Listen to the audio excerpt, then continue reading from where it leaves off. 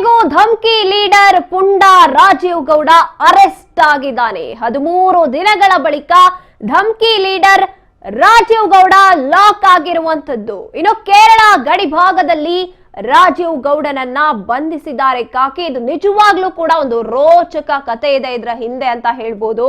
ಶಿಡ್ಲಘಟ್ಟ ನಗರ ಠಾಣೆ ಬಳಿ ಬಿಗಿ ಪೊಲೀಸ್ ಬಂದೋಬಸ್ತನ್ನ ಕೂಡ ಅಳವಡಿಸಲಾಗಿದೆ. ಇನ್ನು 2 ಡಿಆರ್ ತುಕಡಿ ಸೇರಿ 100 ಪೊಲೀಸರನ್ನ ಕೂಡ ನಿಯೋಜನೆ ಮಾಡಲಾಗಿದೆ. ಈ ಒಬ್ಬ ಧಮ್ಕಿ ಲೀಡರ್ ಏನಿದ್ದಾನೆ ರಾಜೀವ್ ಗೌಡ ನನ್ನ ಬಂಧಿಸೋದಕ್ಕೆ ಸಾಕಷ್ಟು ಪ್ರಯತ್ನ ಪಟ್ಟರು ಪೊಲೀಸ್ ಪಡೆ. 13 ದಿನಗಳ ಬಳಿಕ ಧಮ್ಕಿ ಲೀಡರ್ ರಾಜೀವ್ ಗೌಡ ಅರೆಸ್ಟ್ ಆಗಿರುವಂತದ್ದು.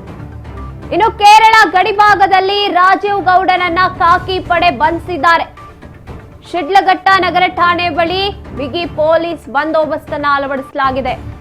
2 ಡಿಆರ್ ತುಕಡಿ ಸೇರಿ 100 ಪೊಲೀಸರನ್ನ ಈ ಒಂದು ವಿಚಾರದಲ್ಲಿ ನಿಯೋಜಿಸಲಾಗಿದೆ. ಇನ್ನು ರಾಜೀವ್ ಅಭಿಮಾನಿಗಳು ಜಮಾಯಿಸ್ತಾರೆ ಅನ್ನೋ ಸಾಧ್ಯತೆ ಹಿನ್ನೆಲೆಯಲ್ಲಿ ಭದ್ರತೆಯನ್ನ ನಿಯೋಜಿಸಲಾಗಿರುವಂತದ್ದು. ಚಿಕ್ಕಬಳ್ಳಾಪುರ ಜಿಲ್ಲೆ ಶಿಡ್ಲಘಟ್ಟ ನಗರದ ಪೊಲೀಸ್ ಠಾಣೆ ಬಳಿ ಭದ್ರತೆಯನ್ನ ಅಳವಡಿಸಲಾಗಿದೆ.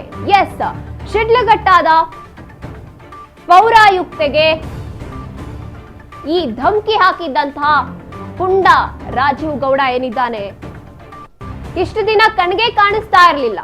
13 ದಿನಗಳಾಯ್ತು, ಕಣ್ಣಿಗೆ ಕಾಣಿಸ್ತಾ ಇರ್ಲಿಲ್ಲ, ಕೈಗೂ ಸಿಗ್ತಾ ಇರ್ಲಿಲ್ಲ, ಫೋನು ಸ್ವಿಚ್ ಆಫ್, ಎಲ್ಲಿದ್ದಾನೆ ಎಲ್ಲಿ ಹೋಗ್ತಿದ್ದಾನೆ ಯಾರಿಗೂ ಗೊತ್ತಿರ್ಲಿಲ್ಲ. ಆದ್ರೆ ಈಗ ಸಿಕ್ಕಿ ಬಿದ್ದಿರುವಂತದ್ದು ಪೊಲೀಸ್ ಪಡೆಗೆ.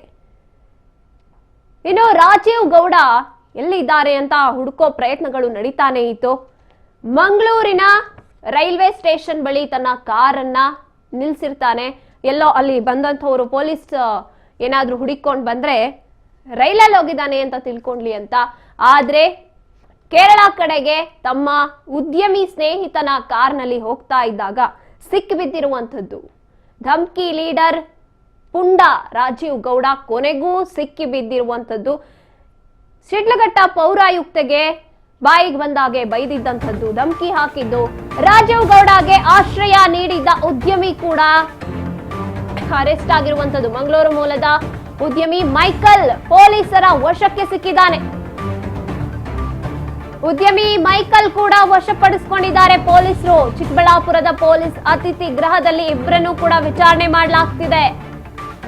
ರೌಡಿ ರಾಜೀವ್ಗೆ ಆಶ್ರಯ ನೀಡಿದ್ದು ಆತನ ಸ್ನೇಹಿತ ಉದ್ಯಮಿ ಮೈಕಲ್.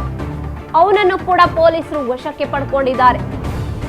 ರಾಜೀವ್ ಗೌಡ ಜೊತೆ ಉದ್ಯಮಿ ಮೈಕಲ್ ಅಂದ್ರೆ ರಾಜೀವ್ ಗೌಡನ ಸ್ನೇಹಿತ ಇಬ್ಬರನ್ನು ಕೂಡ ಪೊಲೀಸರು ವಶಕ್ಕೆ ಪಡಿಸಿಕೊಂಡಿರುವಂತದ್ದು. ರೌಡಿ ರಾಜೀವ್ಗೆ ಆಶ್ರಯ ನೀಡಿದಂಥದ್ದು ಆತನ ಸ್ನೇಹಿತ ಮೈಕಲ್. ಇಬ್ಬರನ್ನು ಕೂಡ ಈಗ ಅರೆಸ್ಟ್ ಮಾಡಲಾಗಿದೆ.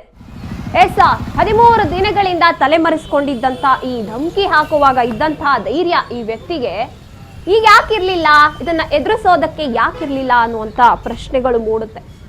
ಎಷ್ಟು ಕೆಟ್ಟದಾಗಿ ಒಂದು ಹೆಣ್ಣನ್ನ ಹೀನಾಯವಾಗಿ ಬೈಬೋದಿತ್ತು, ಆ ರೀತಿಯಾಗಿ ಧಮ್ಕಿ ಹಾಕ್ಬೋದಿತ್ತು. ಆ ರೀತಿಯಾಗಿ ಧಮ್ಕಿ ಹಾಕಿದ್ದ ಈತ ರಾಜೀವ್ ಗೌಡ.